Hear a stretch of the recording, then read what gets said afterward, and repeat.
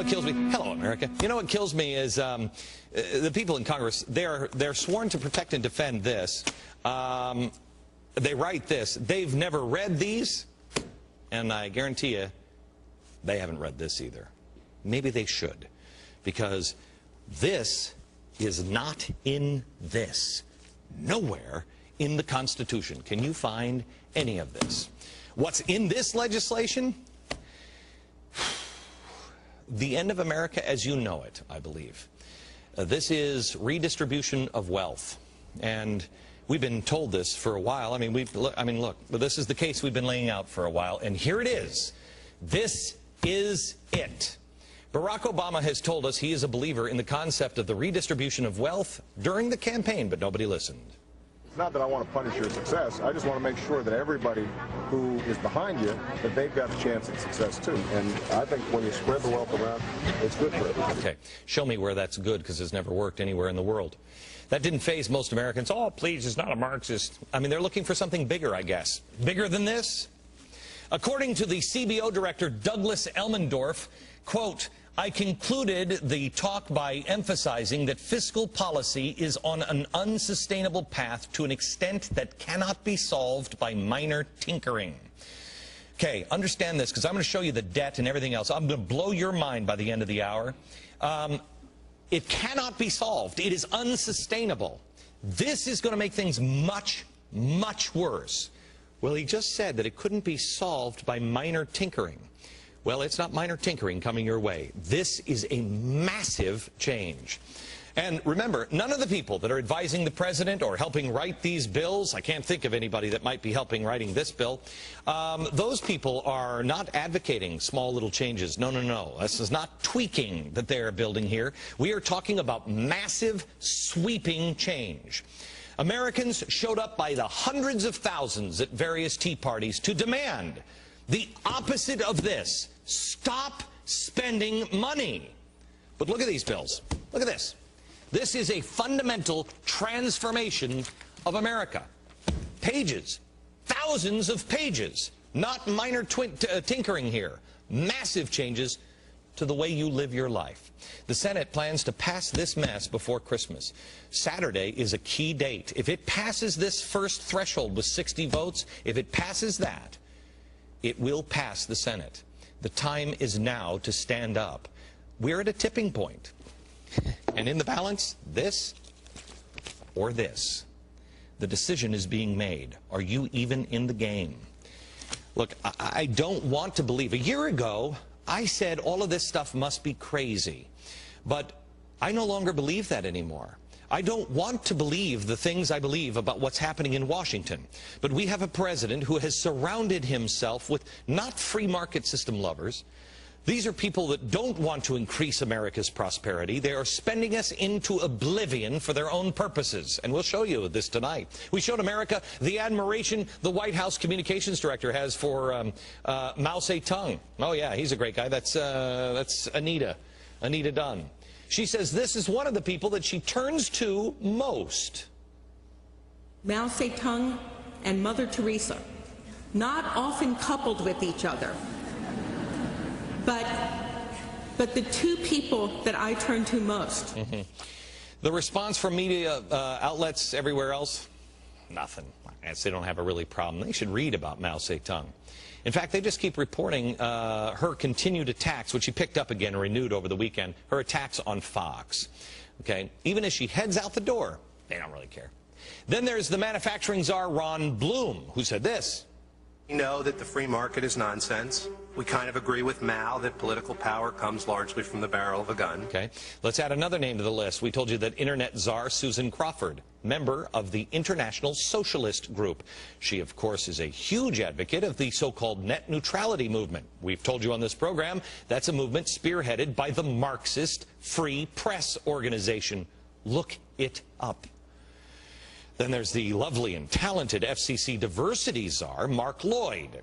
Not a fan of free speech, but he is a huge fan of the socialist Marxist revolution in Venezuela. In Venezuela, which is really an incredible revolution, democratic revolution. He goes on to say how important that was. Then we can't forget science and technology czar John Holdren, who also has spoken about the Marxist idea of wealth redistribution.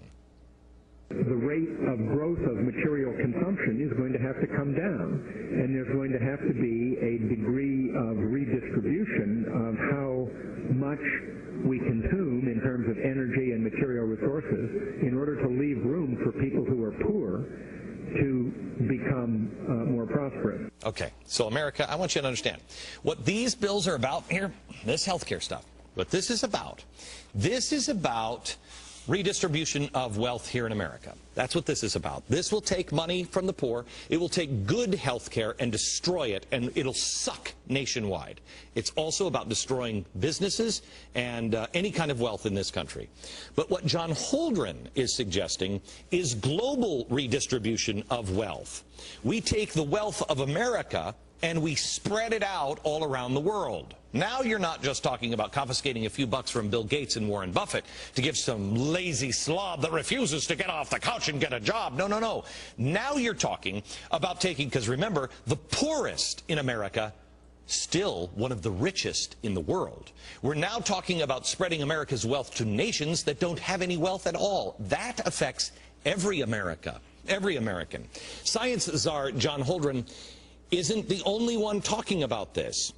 Here's another key. The guy who helped design this, in fact, the guy that President Obama says, I turn to when I want to talk about health care, I turn to Andy Stern, the guy who helped design this from SDIU.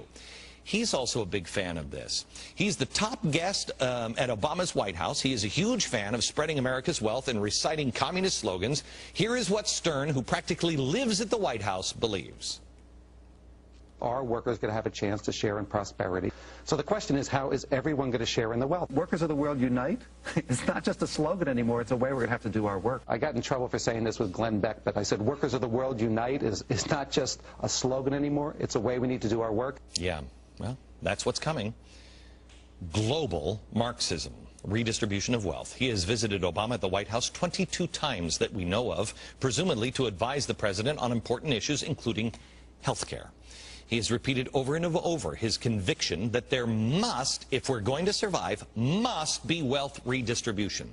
Not only that, we now have startling new audio from him that we're working with Breitbart TV. We will bring that to you next week. Wait until you hear this.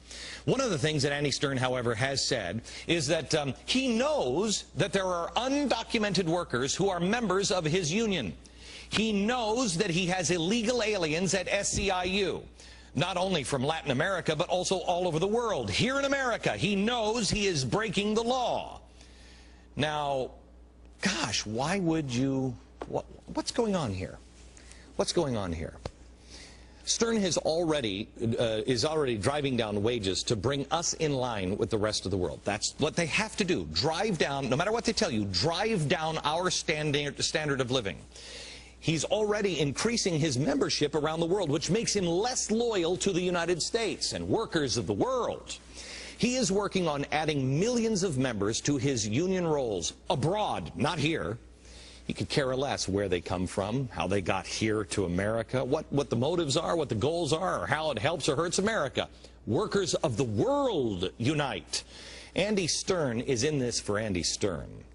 I want you to take a second and think about this logically, will you? What was the problem with GM? Was it the product? I don't think so. I used to own all GM cars. They were great cars. Great cars. The problem is really bad management that had also coupled with really bad labor union agreements. They couldn't afford to make a car here in America. You know this to be true. Why? Because our union, our labor was so expensive. We were paying hundreds of thousands of people at GM who didn't even work for GM. It got to the point where it was so expensive to build cars here in America, they couldn't make it work anymore. They still can't. So what did they do? They began to outsource their jobs. Yes, but we're the great thinkers. We'll just be the managers.